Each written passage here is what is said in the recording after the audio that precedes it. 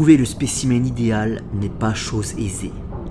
Un qui ne soit ni trop gros afin de ne pas lui servir d'amuse-bouche, ni trop petit que la tâche ne se réduise pas à un massacre gratuit. Un qui soit suffisamment vieux pour ne pas pouvoir suivre le rythme du groupe et rester isolé derrière, sans quoi cela tournerait vite au suicide.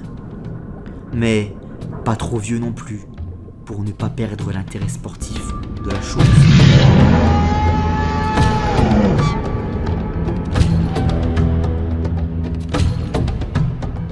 Le requin ciblé est idéal, la chair dure comme le roc. Le coup de nageoire caudal fulgurant, c'est Viro qui semble le plus déterminé à avoir le dernier mot, malgré sa nervosité habituelle et apparente lors des parties de chasse. J'ai besoin d'aide sur le flanc gauche. Je le tiens les gars, je le tiens. Viro flanque la pointe de sa lance dans la nageoire latérale du squale qui, dans un ultime soubresaut, dévie brusquement sa course pour s'enfuir, se sachant perdu. Alors que le monstre s'éloigne, Viro toujours bien cramponné à sa lance, il se retourne brusquement, faisant perdre l'équilibre à son harponneur. Viro se retrouve alors face à face avec la créature et les rôles s'inversent. Le jeune Atlante devient la proie en une fraction de seconde. Le requin ouvre une gueule béante pour ne faire qu'une bouchée du garçon, mais avant qu'il ne puisse refermer sa mâchoire puissante, il est immobilisé par un nouvel arrivant. Un jeune tritonien aux jambes écaillées qui s'agrippe solidement à la dorsale de la bête pour le retenir, ce qui permet à son ami Ronel, apparaissant à son tour sur la scène, de lui porter un ultime coup décisif dans le sang. Le coup de grâce. Viro est sauvé in extremis et le poisson colossal s'effondre sur le corail. Merci les gars, merci. Vous m'avez sauvé la vie. Les camarades du jeune poséidonien, encore sous le coup de l'émotion, ne tardent pas à arriver à leur tour. Calme-toi, Viro. Tu maîtrisais la situation. On était là, on allait t'aider. Oh, vraiment? Avant ou après que le requin ne le coupe en deux? Ricane l'un des deux tritoniens. À cet instant, la jeune Ilia se presse de mettre un terme à la conversation pour avertir le petit groupe. Basile, faut qu'on décarpisse vite. Elle pointe fébrilement du doigt tout un groupe de requins-tigres qui s'approchent dangereusement, attirés par la flaveur du sang. Allez vite, Bas, dépêche-toi, s'écrie Ilia. Alors que Basile s'empresse de creuser dans la mâchoire encore chaude de l'énorme carcasse avec son couteau afin d'y dégager une dent. Puis une deuxième, puis une troisième. Mais qu'est-ce que tu fous, bordel? S'exclame Ronel. Juste un cadeau, pour un anniversaire, précise Basile en extirpant un énième croc de la gueule du monstre. Allez, on se casse, vite! Mais les jeunes gens ont mis bien trop de temps et déjà un couple de squales les prend en chasse. Afin d'accélérer la cadence de nage de chacun, les deux tritoniens saisissent leurs homologues de Poséidonis par leurs bras. Grâce à leurs puissants membres inférieurs et leurs pieds palmés, la fuite n'en est alors que plus rapide. Une fois le petit monde mis en sécurité, Ilia s'offusque de la situation. Mais pour qui vous vous prenez, bordel? Vocifère-t-elle à Ronel. Pour vos sauveurs et de rien au fait, hein. À Poséidonis, vous savez vous montrer reconnaissant, dites-moi. Mais on n'a jamais demandé d'être sauvé, la poiscaille. On n'avait pas besoin d'aide. Ok, très bien, désolé, on y réfléchira 2 fois la prochaine fois. Hein. Allez, viens, Dan. On rentre. La relation entre Poséidonien et Tritonien est froide, glaciale même. Il est toujours très compliqué à ce jour pour un Atlante dorin de regarder un Atlante ex-chalakite dans les yeux. Toujours très compliqué de se rappeler une époque qu'on aimerait oublier, une époque de sorcellerie et de magie noire. Et probablement une pointe de jalousie à peine avouable dans la bouche d'un Poséidonien à la vue de ces formidables prouesses que les membres inférieurs des Tritoniens, bien que franchement inesthétiques, leur permettent toutefois de réaliser. Basile expose sous les yeux de Viro, d'Ilia et de Moriska son trophée de chasse. Tout ce bordel pour un cadeau d'anniversaire, s'exaspère Viro. Arrête mec, c'est bien plus que ça et tu le sais. Mon père espère mon mariage avec la princesse Cora depuis qu'elle est née. C'est son fantasme à lui. Devenir la belle famille du roi Orin. Et j'ai pas envie de décevoir mon paternel. Et puis, cette idée me déplaît pas non plus, elle est plutôt charmante, hein. Puis c'est un bon parti. Et puis après tout, si ça marche pas, tant pis. Au moins mon père verra que j'aurais essayé. Tu sais, ça fait plus d'1 an qu'on ne l'a pas vu. Que personne ne l'a plus vu. Depuis l'épidémie de grippe noire, l'année dernière. Certains pensent même que la maladie l'a emportée elle aussi. Explique Ilia, toute gênée. C'est ce qui a tué ton grand frère Briton, n'est-ce pas? L'interroge alors timidement Viro. Briton a été l'un des premiers à tomber, oui. Et vu qu'il n'a pas laissé d'enfant derrière lui, alors c'est comme ça que j'ai récupéré l'écriture des chroniques. Ce qui fait de moi la 3e scribe officielle de l'histoire. Cela fait plusieurs années depuis la création du dôme par Chalaco sur Tritonis. Orin a choisi un dénommé Stéarn afin d'administrer la cité pour remplacer son défunt frère. Mais Stéarn ne gouverne pas vraiment. Toutes ses décisions peuvent être remises en cause par la cour d'Orin, et de ce fait, il ne se contente que de faire régner la loi et l'ordre de Poséidonis en Tritonis. Jeunes hommes, il semblerait que vous soyez les derniers suppliants de la journée. Je vous écoute, annonce Stéarn aux 2 jeunes Tritoniens qui ont sauvé la vie plus tôt à Viro et qui viennent de faire irruption dans la pièce. Dan s'avance. Aujourd'hui, sire, nous avons sauvé la vie par 2 fois à des Poséidoniens au cours d'une partie de chasse qui a mal tourné. Ils se sont montrés ingrats avec nous. Ils nous ont à peine remerciés, comme si de rien n'était. Pourquoi, sire? Pourquoi les gens du vieux roi Orin nous haïssent-ils à ce point? Une voix s'élève alors subitement du fond de la salle. Parce qu'ils sont jaloux. Une voix sûre, grave. C'est Dardanus. Et là est toute l'ironie du sort. La même malédiction qui a coûté la vie à mon père, à toute ma famille, et qui aujourd'hui rend jaloux nos supposés frères. Mais tout le monde te croyait mort. Effectivement. Mais en réalité, j'étais caché dans les ruines de ce qui faisait office autrefois de palais pour mon père. Et c'est ce vieux Stéarn ici présent qui m'a maintenu en vie pendant toutes ces années en me nourrissant. Tu as perdu la tête, Dardanus, tu devais rester caché. Arrête avec ça, j'en peux plus de cette existence, ça n'a rien d'une vie. Mais tu as toute ma gratitude. Je te dois d'être là en ce jour. Sans toi pour me tenir à l'écart, nul sait ce que notre peuple aurait pu faire subir aux derniers descendants de Chalaco. Mais tu es normal, s'exclame Ronel après avoir inspecté le fantôme. Normal? Je vois. Vous pensez toujours que cette mutation a fait de vous des êtres anormaux? La nuit où la malédiction proférée par mon père a frappé notre peuple, je n'avais pas encore reçu l'injection du sérum. Depuis, c'est chose faite, évidemment, mais c'est ce qui explique pourquoi j'ai conservé mes membres d'avant. Mais tu sais, jeune homme, je suis pas différent de toi, je suis pas différent de vous. Vous n'êtes pas des poissons, n'en déplaise aux Poséidoniens. En tout cas, moi, j'ai jamais vu des poissons avec des pieds. Alors ils peuvent bien vous railler, vous appeler Poiscaille, ça ne change rien. Jeunes gens, si vous souhaitez retrouver la fierté que notre peuple a perdue, alors courez dans les rues dès maintenant, allez frapper aux portes et annoncez à tout le monde que Dardanus vit et qu'il est de retour pour aider son peuple à retrouver le bonheur. Ce ne sont que des rumeurs, Narméa. Si Dardanus était encore en vie, crois-moi bien que je le saurais. Et Stéarn m'aurait averti. À Poséidonis, les choses ont changé au cours des dernières années. Des effets secondaires du sérum sont apparus avec le temps, faisant évoluer la physiologie des Atlantes, obligés à présent de maintenir une hydratation accrue de leur corps en buvant plus que de coutume et en se baignant régulièrement toutes les 7 à 8 heures. Orin, depuis peu, étudie alors les conséquences de laisser son peuple vivre de manière permanente au contact de l'eau. Il faudrait trouver un autre type de papier parce que le papier utilisé couramment deviendrait obsolète. Et plus important, trouver le moyen d'utiliser notre électricité sans griller toute la ville. Réfléchit Orin, plongé dans ses études. Et il faudra surtout redéfinir la mode.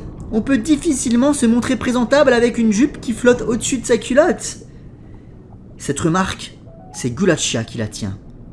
Beauté atlante, un brin excentrique, qui rend régulièrement visite au couple royal, mais qui ne semble pas faire l'unanimité au sein de la gente féminine qui l'entoure.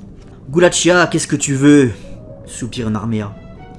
Oh rien, je voulais juste répondre à l'invitation à l'adorable fête d'anniversaire que vous avez organisée pour votre adorable fille, c'est tout. Au revoir Gulachia, merci. Mais je n'ai pas fini, je ne partais pas. Oh si tu partais, s'empresse de conclure Narméa avant de voir la silhouette gracieuse de sa concurrente féminine tourner les talons en direction de la sortie. Grognasse. Et toi arrête de la regarder comme ça. La fête bat son plein.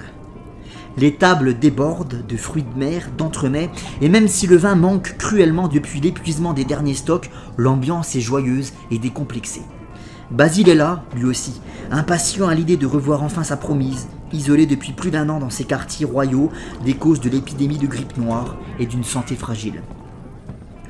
Lorsque soudain, la belle apparaît. Cora est là, magnifique comme jamais, dans une subtile robe de dentelle fine, les cheveux coiffés d'un diadème d'or et d'émeraude, le regard perçant et le sourire timide. Et puisqu'on parle de timidité, c'est avec beaucoup de retenue et de délicatesse que Basile s'avance vers la princesse pour lui offrir son cadeau. Un collier de dents de squale qu'il attache autour du cou de sa promise en lui chuchotant à l'oreille. Il est peut-être pas très joli, mais je me suis battu avec un requin pour le faire alors. Cora sourit et accepte volontiers la main du jeune homme pour une danse. À cet instant précis, Dardanus fait irruption dans la salle de bal, accompagné de Dan et Ronel. Mais c'est lui, Dardanus, c'est lui, c'est le fils de Jaco. Mais il est mort. Mon oncle, je t'apporte toutes les félicitations de la part du peuple de Tritonis, à toi et bien évidemment à ta chère fille, Cora. Dardanus, mon neveu, tu es en vie! S'écria alors Orin en courant vers le jeune homme et en le serrant dans ses bras de toutes ses forces. Et puis, le roi s'adresse ensuite à ses invités, la main gauche sur l'épaule du ressuscité. Mon peuple, aujourd'hui, nous sommes doublement bénis, de par la victoire de ma fille sur la grippe noire, et par le retour parmi nous de mon cher neveu, Dardanus. Super, de la poiscaille, soupirent certains invités à la vue du trio de Tritoniens qui vient de s'inviter à la fête. Pendant plus de 30 minutes, Dardanus explique à Orin toutes ces années passées à se cacher dans les ruines du palais grâce à Stéarn qui venait régulièrement s'occuper du garçon. Les festivités continuent et Dardanus, après s'être levé de son siège et avoir pris congé du roi, s'avance vers Basile et Cora, alors plongés tous deux dans une romance naissante. La belle princesse refuse chaque proposition de danse qui lui est faite, ne souhaitant partager cet instant qu'avec Basile, et plus personne ne tente alors de séparer les danseurs. Personne, à part lui, Dardanus. Cora, m'accorderais-tu cette danse ? Dardanus, cela ne pourrait-il pas attendre le prochain ? J'ai dit, m'accorderais-tu cette danse ? Insiste le blondinet, se montrant de plus en plus impatient. Tu as refusé à tout le monde et ce Basile continue de monopoliser ton attention. Ce n'est pas très juste. La vie n'est pas juste, Dardanus. L'interrompt alors Basile, souhaitant couper court avec le trouble fait. T'es devenu philosophe, toi, maintenant ? Dois-je te rappeler que Cora est ma cousine ? Dois-je te rappeler que je suis de famille royale ? Tocard. Ouais, t'es un royal connard, en fait. Voilà ce que t'es. Stop, Basile, ça suffit. Dardanus a raison. C'est supposé être une fête, pas un rendez-vous galant. La danse reprend. Cora à présent dans les mains de son nouveau cavalier. Toutes ces années d'isolement, de torpeur. Et je n'ai pensé qu'à toi, Cora. Qu'à moi ? À rien d'autre, t'es sûr ? À d'autres choses, bien sûr, mais bien moins importantes. J'ai toujours ressenti une certaine proximité avec toi. Tu sais, j'étais là quand ta mère t'a mise au monde. J'étais là à jouer avec toi pendant la fête qui a suivi ta naissance. Oui, on m'a raconté, tu t'es même battu avec Basile ce soir-là. Vous hurliez tous les deux pour jouer avec moi. Tu es à moi, Cora. J'ai toujours rêvé de t'avoir comme ça, de te sentir dans mes bras. Arrête, Dardanus. Arrête ça, tu me fais mal. Dardanus, laisse-moi. Tu es à moi, tu es ma destinée. Ils me l'ont chuchoté dans les ténèbres. Ça suffit, dégage maintenant! Intervient violemment Basile afin de mettre fin à cette mascarade. Une violente bagarre éclate alors entre l'effronté blond et le téméraire brun pour les yeux de la belle rousse. Dardanus est projeté au sol après avoir reçu un violent crochet du droit dans les narines. Toi, sale bâtard! Il se relève brusquement, dégaine un couteau dont il abat la lame dans le sternum de Basile sous le cri horrifié de Cora. Très vite, Dardanus est écarté par la foule. Il a commencé! Je faisais que me défendre! Hurle-t-il à qui veut l'entendre. Père, aide-nous! S'écrie Cora en larmes à Orin qui accourt. Arrêtez-le! Il a essayé de tuer Basile! Pour le mettre au fait! On l'arrête, salopard! S'exclame la foule d'un cri unanime. Mensonge! Mensonge! Il m'attaquait par jalousie! Je ne faisais que me défendre! Rétorque aussitôt Dardanus. Si tu ne dégages pas de là immédiatement, je laisse cette foule te découper en morceaux. Le menace Orin, la mâchoire serrée et le regard foudroyant. Hors de ma vue et vite! Quelques minutes plus tard, Basile, conduit à l'infirmerie, se remet petit à petit de sa blessure. Fort heureusement, la lame est passée à quelques centimètres du cœur et a épargné les poumons. La deuxième et la troisième partie la plus importante d'un homme, se réjouit Basile, à sa douce Cora qui est là, à son chevet, penchée sur lui. Ah, et quelle est la première? Je te le dirai peut-être un jour. Dardanus est entendu par Orin dans la salle du trône qui fait également office de tribunal. Le roi estime que malgré la gravité de son acte, l'assaut n'est pas totalement de son fait, provoqué aussi en partie par Basile, ce qui évidemment soulève un vent de protestation dans la salle. Notamment de la part du père de Basile, consterné par la décision de son souverain. Vous n'auriez pas réagi ainsi s'il avait s'agi de votre fils, si c'était votre gamin, là, qui se retrouvait sur un lit d'hôpital avec une entaille dans la poitrine, contesta le roc. Vous avez probablement raison, mais effectivement, ce n'est pas le cas. Quoi qu'il en soit, j'ordonne la relaxe de Dardanus, qu'il reparte pour Tritonis, mais qu'il ne s'avise plus jamais de remettre un pied de ce côté-ci de l'Atlantide. Durant les jours qui s'ensuivent, Cora et Basile se rapprochent davantage, la jeune femme passant bien plus de temps au chevet du blessé qu'à son propre domicile. Et c'est ainsi que débute leur amour, un amour véritable, durable et sincère, qui survivra aux années, indestructible, inébranlable. Un soir, alors que les deux tourtereaux se promènent dans une partie du royaume pourtant déclarée hors limite par Orin lui-même, car la jugeant trop isolée et risquée, Basile est subitement aspiré par un courant provenant d'une mystérieuse caverne.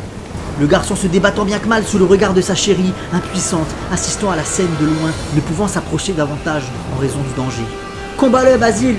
Tu peux le faire, mon amour! Bats-toi! Bats-toi !» lui hurle-t-elle. Un poisson est aspiré dans la caverne et en est propulsé quelques secondes plus tard, totalement décharné. Comme si la caverne l'avait avalé, digéré, puis recraché en une poignée de secondes. « Cora! Cora, c'est en train de m'avaler!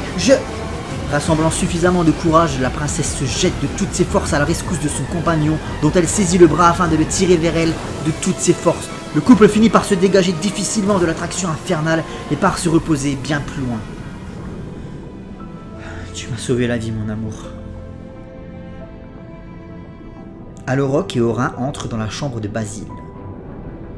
Mon fils, je suis rentré, comment vas-tu? Et devine qui est avec moi aujourd'hui, annonce fièrement Aloroc à Basile avant de constater une masse qui se dessine sous la couette de son fils juste à ses côtés.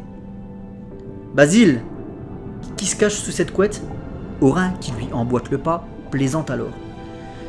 Alors je sais pas ce qui serait le pire, que ce soit ma fille ou bien une autre sous cette couette. Cora finit par en sortir, toute confuse et les joues rouges. Père, monsieur Aloroc, nous nous apprêtions justement à annoncer notre engagement, à tous, termine Basile afin d'épargner à sa chère et tendre la peine à terminer sa phrase.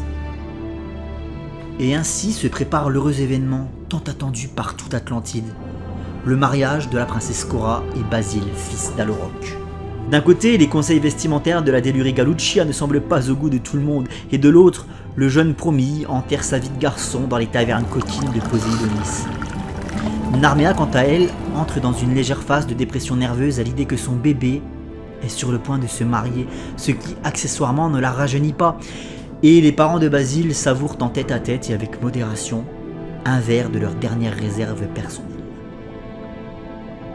Cora, la belle princesse qui demain sera reine, s'endort paisiblement dans ses draps de soie, lorsque, tout à coup, une silhouette s'introduit dans la chambre et surgit de l'obscurité. Un homme grand, fort, menaçant. Dardanus.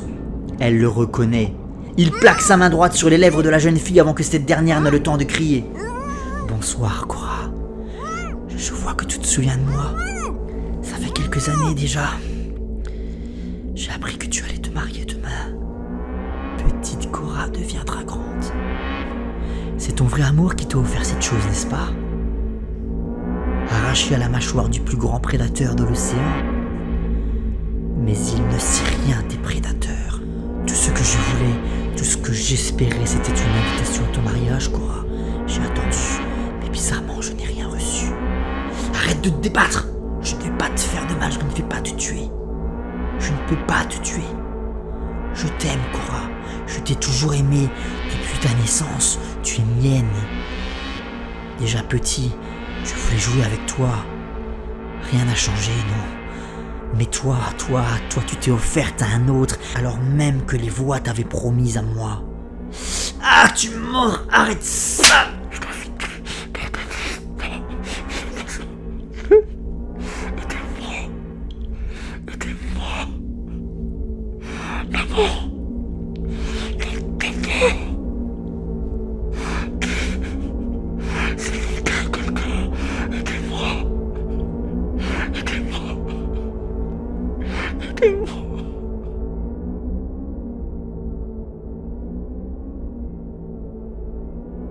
C'était merveilleux, n'est-ce pas? Brûle en enfer! À bout de force, Cora parvient à saisir son collier, laissé sur le sol, et en décoche un violent coup à la joue de son violeur, utilisant la pointe d'une des dents pour le griffer sous l'œil. Toi, sale pute! Je t'ai aimé, et c'est comme ça que tu me remercies! Dardanus fuit, il enjambe le balcon de la suite princière, avant de disparaître dans l'obscurité des abysses. C'est alors qu'un des gardes accourt. Princesse, princesse! Je vous ai entendu hurler, tout va bien? J'ai fait un cauchemar.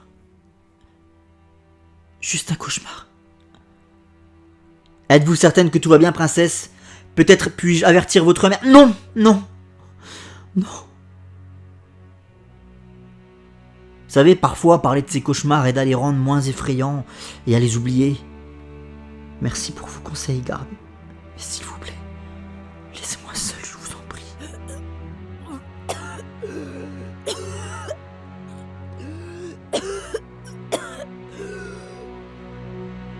Cora justifia son bleu auprès de ses consoeurs et de ses proches par un malencontreux incident avec une porte.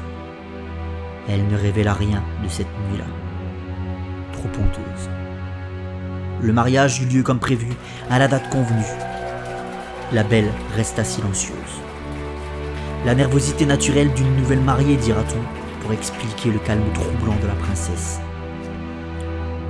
Basile avouera plus tard à ses amis que la nuit de noces ne se passa pas comme prévu, et que son épouse se montra froide, silencieuse, comme s'il s'agissait d'une toute autre femme. Ils ne firent pas l'amour cette nuit-là. Ni cette nuit-là, ni celles qui suivirent. Et pourtant, bientôt le médecin familial annoncerait à la jeune femme la plus agréable, la plus merveilleuse des nouvelles. Une annonce qui la laissera froide, inexpressive, triste, sans vie. Elle qui n'était encore qu'un enfant il y a peu. Et voilà qu'elle s'apprête à donner naissance au sien. Ainsi va la vie. Ainsi va la jeunesse. Ces jours heureux et insouciants, croqués violemment par les mâchoires de la maturité. Puis qui avalent l'innocence juvénile pour en recracher l'adulte.